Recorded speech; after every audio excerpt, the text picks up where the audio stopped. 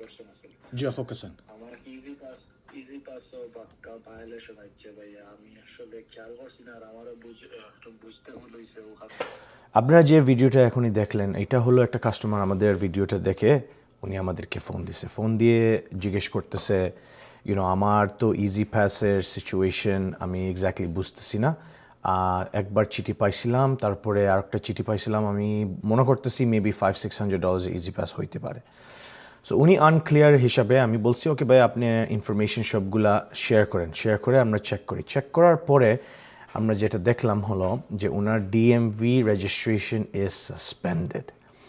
Why? Because he has over $7,000 of Easy Pass. এখন ওনার new জার্সিতে easy পাসে আছে, Port Authority-তে আছে, and then New York. So there's 3 units, for example, যে জায়গায় ইজি পাস আমি টোলস আপনার পেমেন্ট দিতে হয়।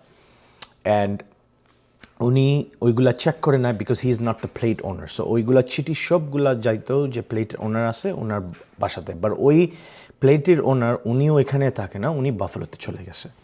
সো এই কারণে উনি এইগুলা চিঠি পায় নাই and it kids adding up. So যেটা আপনি মনে করতে হবে, you have to remember is toll violation is, for example, $2 or $1, but the fine is $100 or $50.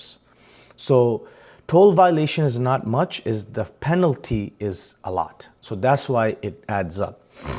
Now, আমাদের the point যে কারণে আমরা এই ভিডিওগুলো বানাই is to educate and মানুষকে জানানোর জন্য যে অনেক মানুষ প্লেটমেন্ট মালিক, অনেক মানুষ যারা প্লেট ভাড়া নিতেছে। প্লেটের মালিক আপনার কাজ হলো আপনারা প্লেট দিবেন, but at the same time you have to protect yourself.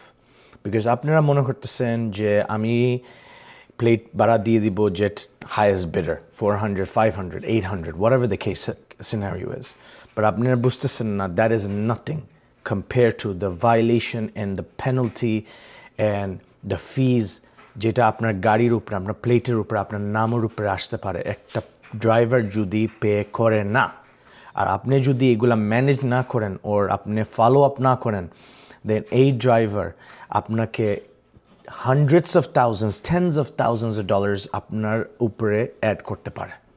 And যারা প্লেট ভাড়া নিতেছেন ড্রাইভার্স, আপনারা যদি চেক করেন না এগুলা জিনিস, আপনারা যদি একজনের প্লেট ভাড়া নিয়ে নেন and then 4-5 months down the lane পুলিশে যদি আপনাকে স্টপ করে বলেন by your DMV licence registration is suspended, we need to tow your car, ওই সময় আপনি কী করবেন?